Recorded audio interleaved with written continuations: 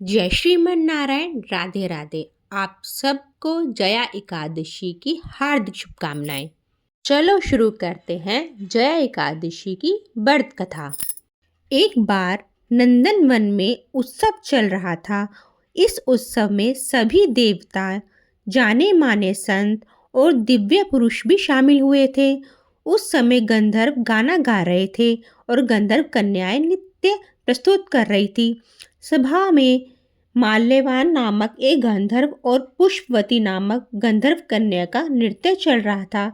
इसी बीच पुष्यवती की नज़र जैसे ही माल्यवान पर पड़ी, वह उस पर मोहित हो गई। पुष्यवती ये सोचकर सभा की मर्यादा को भूलकर ऐसा नृत्य करने लगी जिससे माल्यवान उसकी ओर आकर्षित हो जाए। माल्यवान गंधर्व कन्या की भंगिमा को देखकर सुध बुध खो बैठा और गायन की मर्यादा से भटक गया, जिससे सुर ताल उसका साथ छोड़ गए।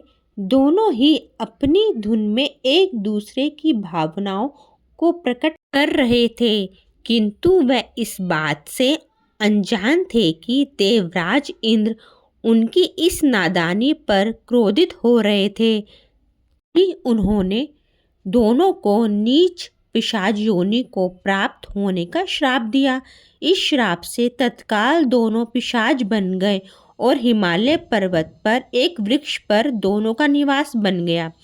पिशाच योनि में इन्हें काफ़ी तकलीफ़ों का सामना करना पड़ रहा था। इसी बीच माघ मास के शुक्ल पक्ष की एकादशी तिथि आई। इस दिन सौभाग्य से दोनों ने केवल फलाहार ग्रहण किया। उस रात ठंड काफ़ी थी, तो वे दोनों पूरी रात्रि जागते रहे। ठंड के कारण दोनों की मृत्यु हो गई। हालांकि उनकी मृत्यु जया एकादशी का व्रत करके हुई, जिसके कारण उन्हें पिशाच योनि से मुक्ति मिली और वे स्वर्गलोक में पहुंच गए।